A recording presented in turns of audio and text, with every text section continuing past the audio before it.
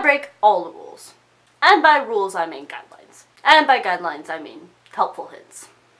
Everyone who's ever been to college, and even some people who haven't been to college, have a top 10 list of ways to succeed at college. Or maybe it's a top 5 list of ways to succeed. But whether it's a top 10 ways to succeed at college or a top 5 ways to succeed at college, these lists always seem to be full of things that are impossible for the average person to do. At least to do all 10 of them. Or 5, whatever. So I break the rules. Or more accurately, I figure out what from these helpful hints actually helps me and what doesn't. And then I just do the stuff that seems most important and helpful. So today, I'm going to talk about my 3 most important things that help you succeed at college.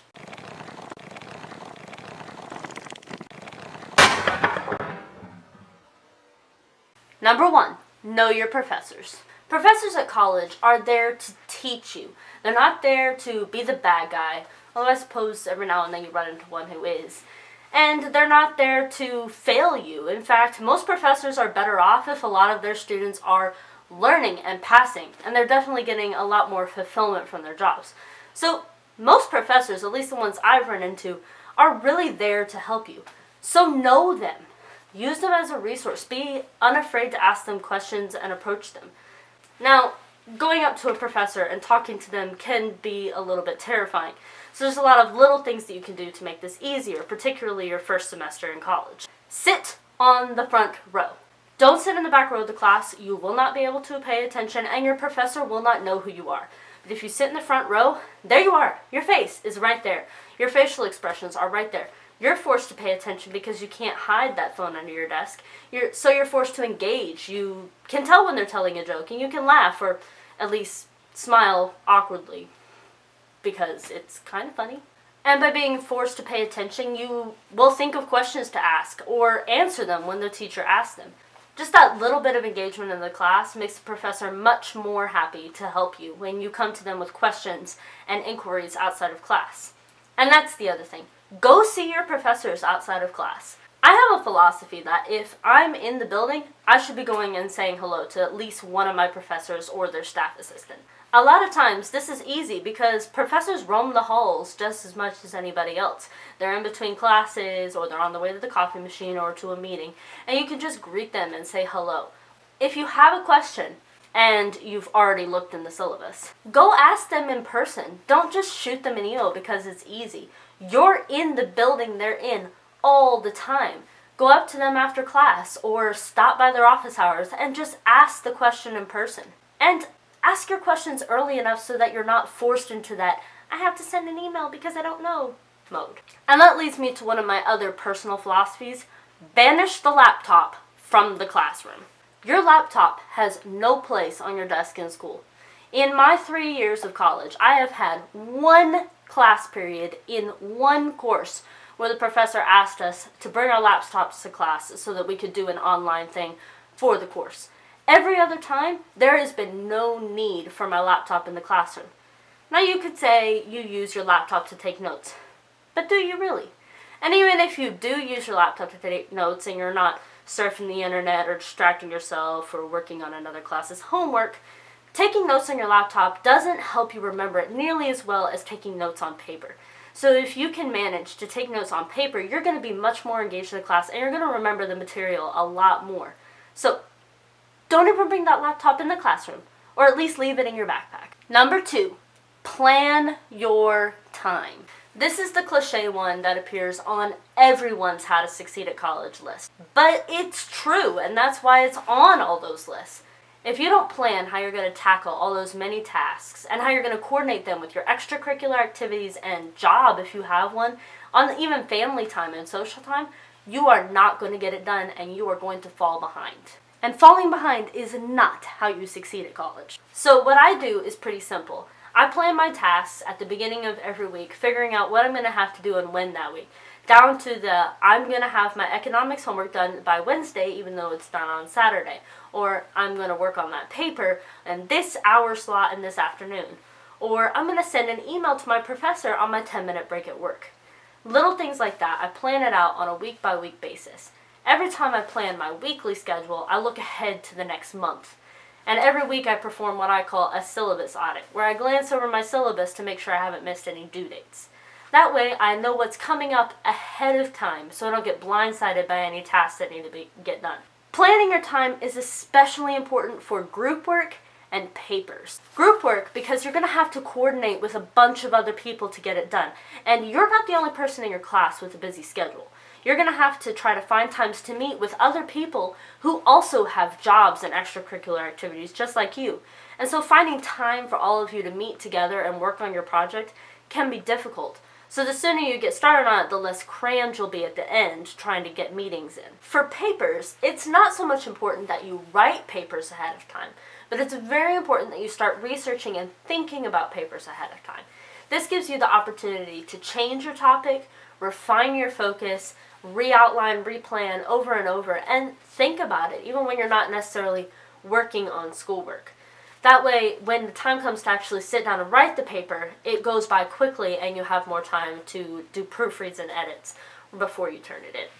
One quick tip about getting homework done is what I call the school at school principle. As much as I can, I try to do my homework and my classwork at school. Whether that be in the classrooms where my classes are held, or in the library, or even in the lunchroom while I'm eating. I try to get my schoolwork done on campus as much as possible, because resources, like the library, are there if I suddenly need them.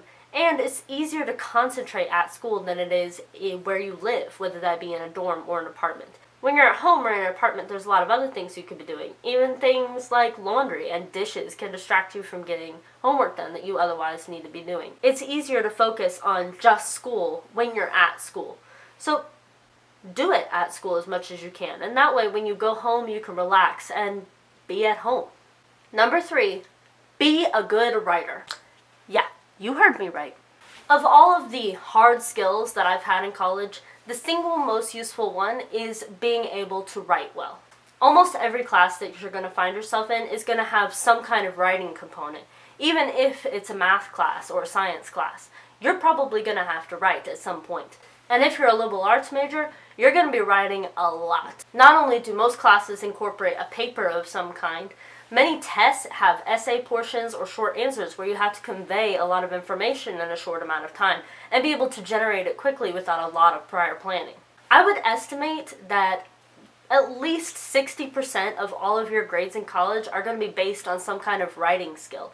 And if you're in the humanities, probably more than that. I haven't done any research to back that up, so that's just my experience.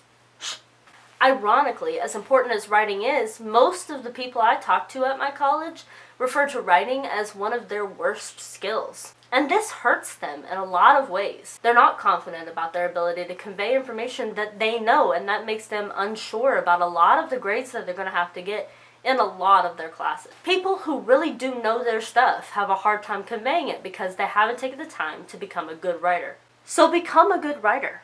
I know, I'm telling you to become good at something out of a hat. But am I really? I have yet to hear of a college that doesn't force everyone to take freshman composition. So take the time and find a good freshman composition teacher. There's this website out there called ratemyprofessor.com that has reviews on almost any professor that's going to be at a major university. Do your research. Find out who's a good teacher of freshman composition, and then rearrange your schedule a little bit to take their class. This is your first semester. You have at least 7 more semesters to make up other classes. Get a good freshman comp. And then, when you're in freshman composition, take it seriously.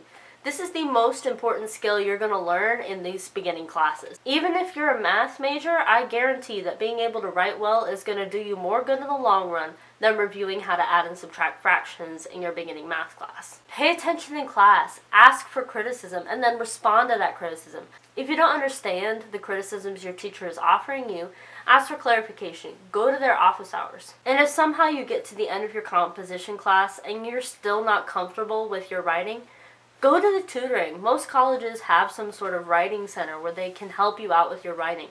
Get help.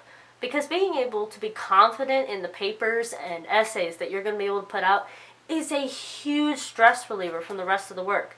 Because if you know that you're going to be able to communicate your knowledge effectively, then you can focus on the knowledge and focus on the things that you want to say and that you're learning instead of being concerned about your ability to talk about it. So yeah, I'm not going to go into doing the reading or getting enough sleep or using study aids or the most effective way to take notes or highlighter colors or how to read a textbook or any of those other helpful tips. Those are for some other vlogger, some other blogger elsewhere to tell you. I know we're all very busy, and at the end of the day, we want to know what's the most important thing to help us get through from day to day. As a fellow college student, I have looked at those lists so many times and been like, yeah, I know that that would help, but I just don't have the time.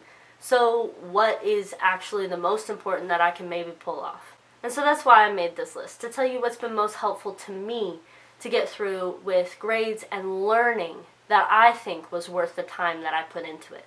So there's the best advice that this junior in college has to offer. But I'm still in college, so I'm still always looking for advice on ways to succeed at what I need to do. What is the single most important thing that you do that helps you to succeed at the tasks you try to accomplish? Leave it in the comment section below, and I hope to see you again as our stories live on.